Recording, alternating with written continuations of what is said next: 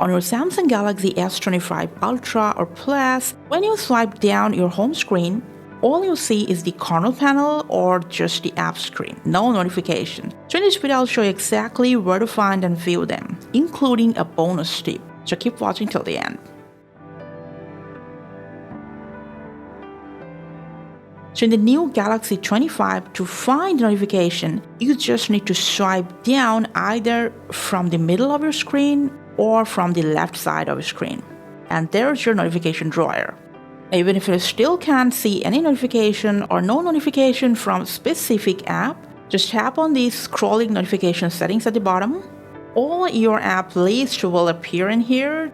Just make sure notification for that app is toggled on. And now, time for a bonus tip. For that, open up Settings, and now scroll down and find Home Screen.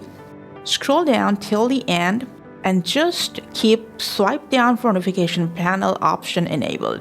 No matter where you swipe down on your screen, your notification panel will show up.